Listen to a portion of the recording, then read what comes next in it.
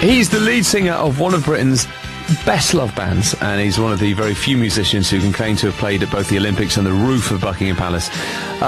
He has a book out. His autobiography is called That Close. That Close. It's out now. I have been talking to Madness frontman Suggs.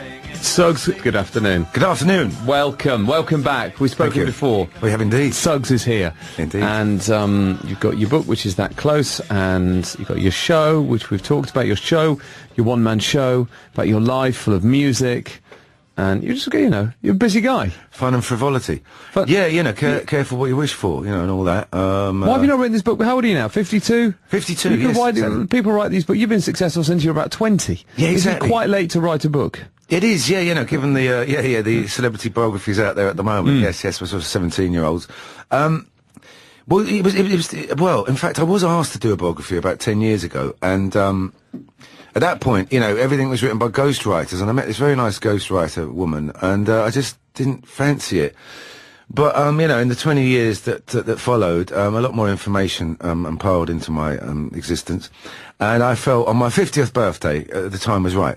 It was a strange set of coincidences. My kids had just left home, and the majority of that period of my life was spent looking after them. So now you're freer, basically. To reflect on my own life, exactly. I assume if one uses a ghostwriter, that what you end up with a product that you would, that feels to you, I think, inauthentic.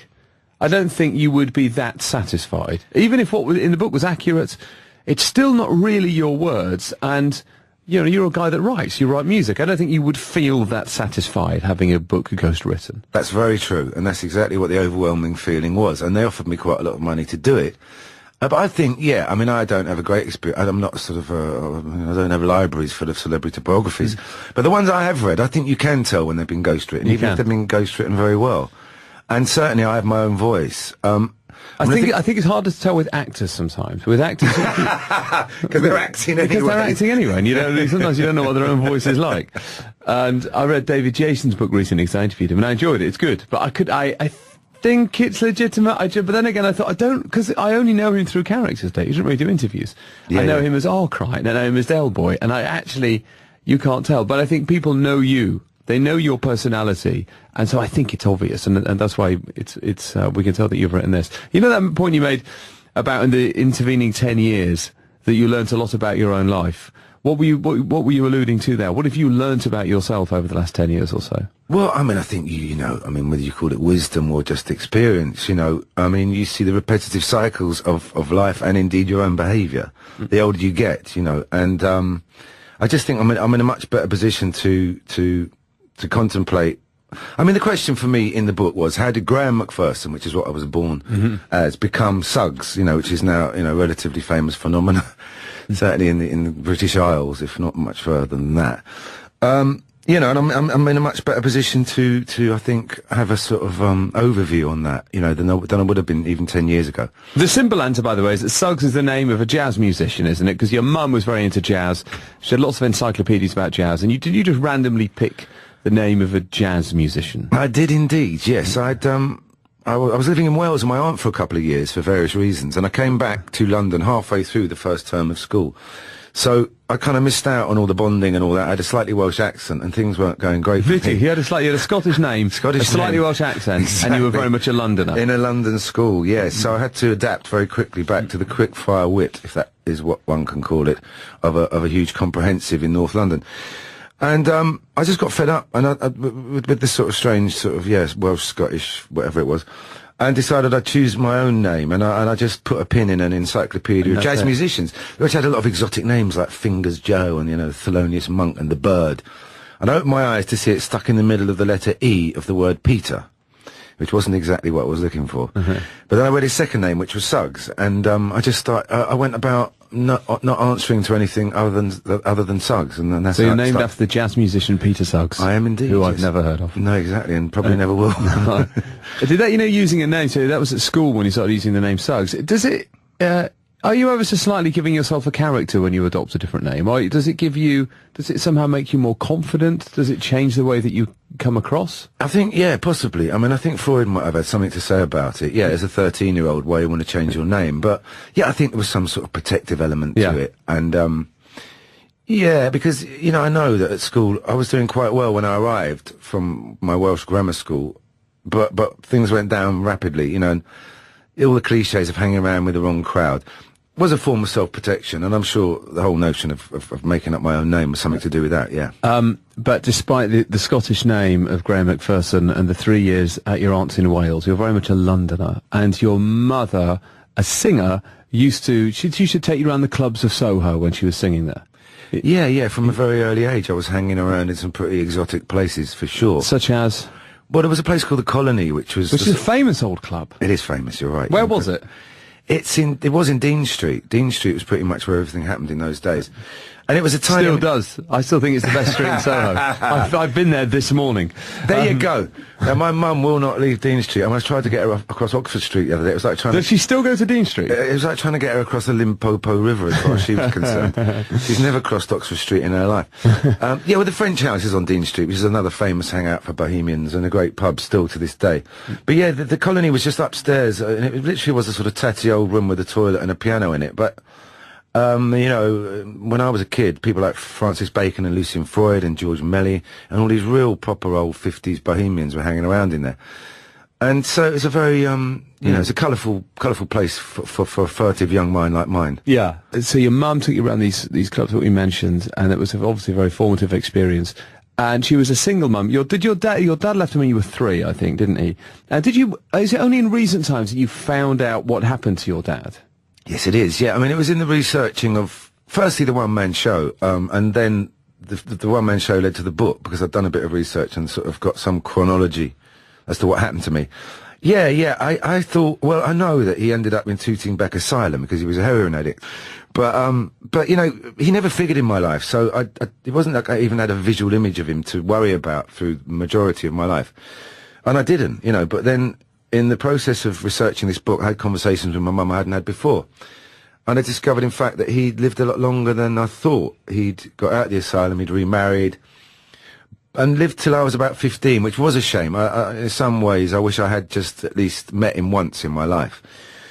But the strange thing was, people talk about closure, or, that you get to some epiphany, or something, dramatic happens to you emotionally. And that didn't really, because, as I say, it wasn't like I held out the highest hopes for someone who ended up in Tooting Bec. How old was he when he died? He was 41 or 2 or something like that, yeah. But he remarried, and there was a moment when I thought, oh my God, he's got his life back together. But the girl he marries is 20 years younger than me. She dies a year after they marry, and then he dies shortly after that. So it's obvious that maybe they met in some sort of drug rehabilitation situation, which they both found themselves unable to get out of. But, as I say, it was just... He didn't figure in your life. But the fact that he was absent when you were young, and you were raised by a single mum, I guess to some extent that's always going to... The absence of a father, even though you didn't know much about him, is going to shape you to some extent, I think, isn't it? It is, yeah, it's true. And that's something that did occur to me a little bit more clearly in the writing of the book. I mean, the people I was hanging around with, I'm not saying father figures, but certainly, strong male characters in my life. I met a lot of very strong... I was attracted to strong figures, and the band themselves were all, as individuals, very strong characters locally, that I'd met before the band had started. And the band themselves became some kind of surrogate family, I'm sure. But the thing was, the majority of the band came from single parents. A lot of the kids I was going to school with came from... So it wasn't there wasn't any kind of stigma attached to it. But I'm sure, that life is more rounded if there's a male character in your life as a kid, yeah. And the band started young, didn't it? Were you 16 when Madness started? The first sort of forays into approximating singing, if that's what you can call it. Yeah, we're about that age, yeah. I mean, there was a gang of about 20 or 30 of us hanging around in North London, and out of that came the nucleus of the band. And people were coming and going. I mean, we were rehearsing in Michael Keyboard Player's bedroom. He had a piano in his bedroom, and a blanket over the drum kit to muffle the sound, and sometimes over the drummer and all to muffle him. And then, it was whoever would take it more seriously on a sort of weekly basis. The band started to become more serious. It became more serious, and also became quite political. That it was a political band, wasn't it, Madness? That it was part of Red Wedge? Is that a fair... Yeah. I mean, it was political with a small p. I mean, What does that mean? What's political with a small p mean? Well, I mean, for instance, the Specials would write a song like if you've got a racist friend, you've got to not speak to him anymore. We wrote a song called Embarrassment, which was about Leo sax player's sister having a baby with a black guy, and how difficult it was for his family to deal with that, and how difficult it was for her to deal with her family not dealing with it. So that's what I mean by that we weren't waving banners. We were talking about those issues, but in a slightly more abstract way. For those that don't remember that era, so the Red Wedge movement, it was a sort of around 87, wasn't it? And I think there were those bands who were political with a bigger P, there was Madness with political with a smaller P. But I think there was an attempt, wasn't there, I think, at around the 87 election to bring people over to, I suppose, the Labour Party at the time. That it was, I think, this might be slightly overstating it, but to some degree, and certainly for some people involved with it, it was an attempt to overthrow the Thatcher government, wasn't it? It was the aim of some of the people. Yeah, it was. I mean, there were a lot of disparate groups there doing things for different reasons. I mean, Jerry Dammers was there because he was really vehemently against apartheid. And Paul Weller was, I mean, we all had slightly different agendas, but yes. Yeah, I mean... But some of the people in it, their ultimate agenda was to try and overthrow the Thatcher government, I think. For me, it was to try and get kids, there was already a certain apathy towards politics, which is obviously very apparent nowadays. And we were trying to do something about that, it was just trying to get kids interested in politics, whether they were going to vote Labour or not. We were people who were going to vote Labour. Yeah, and ironically, Margaret Thatcher got voted in the day we got our first proper gig on May the 3rd in 1979 at the Hope and Anchor. So, our whole career had been her entire reign. Do you think that movement, Red Wedge, do you think it achieved much? Do you think it did get people more engaged? Because it didn't overthrow the government in 87, I seem to recall. But did it get more people involved in politics? Well, you do all of that, and then Neil Kinnock slips up on the beach, and, that's the end of his political career. You know what I mean? That's the way it works, isn't it, in tabloid journalism? But I don't know if, we did a lot of good things. I think, we did a lot of stuff to support the miners, and I think there was some good stuff came out of it. I think, it was sort of dismissed as a bit of a kind of, trendy kind of something or other. I don't know what it achieved. I've got no idea. Your first appearance on Top of the Pops, what year was that? 1979. 1979, and you played... The Prince. Let's have a look. Let's bring this in. Let's just play. Let's have a little bit. Why not? Of music, The hey? Prince, yeah. Used to be popular. A rare thing on Five Live. Never not a treat. Here it is. With a rock steady beat.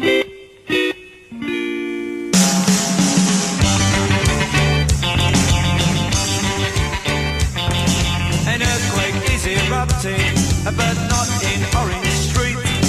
A ghost dance is preparing. You got to help us with your feet. There's The Prince by Madness, the first song that they played on Top of the Pops in 1979. Suggs is here. His book is That Close. His autobiography. How did that go? Your first appearance on Top of the Pops, how did it go? Pretty well, I think. Yeah. I mean, it was all a bit of a blur, obviously. I mean, we were teenagers, so I don't remember it too clearly. But it was a strange thing. We had a sort of long love-hate relationship with Top of the Pops, because I think we were banned about on six different occasions, primarily for messing about and not miming properly. There was a strange sort of... The BBC was a very serious place in those days, and... as a kid, you were supposed to either be in the Blue Peter Garden or shut up and do what you were told, and we weren't the sort of shut up and do what we were told sort of people. But, they'd ban us and then we'd come back with another hit, and I think, ultimately they realised that we were going to liven up a dull day. Yeah. And they kept having to have us back, but...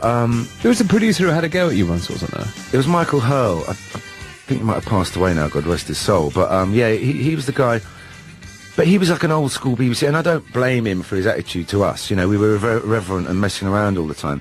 But to us, it did seem a bit strange. On a programme that was fully mined, that you were supposed to be taking it seriously in any way. And we certainly did not.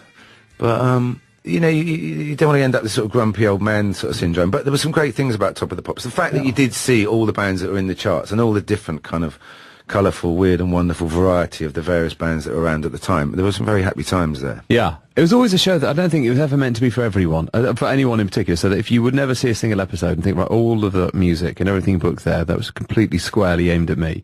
It wasn't that wasn't that kind of show. That was its strength, I think, wasn't it? It definitely was, and everybody watched it, 20-odd million people watched it. And it must have had a massive impact on sales as well. It certainly did, exactly right, yeah, and that's why people, like our publicists, would pull their hair out when we were messing around. Yeah, I mean, that's very true. Who was presenting it in 79? Oh, God. I used to say it might have been Kid Jensen. I remember thinking Kid Jensen, he was sort of 40-odd back then. But anyway, he's still around, isn't he? But yeah, exactly. No, you'd be guaranteed to go up the charts if you appeared on Top of the Pop. So it was a big deal. Yeah. But with the book is called That Close. Why is it called That Close? Well, I thought about, I mean, as I said, it was a set of converging circumstances. It was my 50th birthday. My kids had left home. And I'd had a big party the night before my actual birthday. And I was lying in the bath the morning after, feeling slightly worse for wear. And my cat jumped on a shelf and fell off and died. And it's a strange sort of... It wasn't funny at all because I really loved that cat.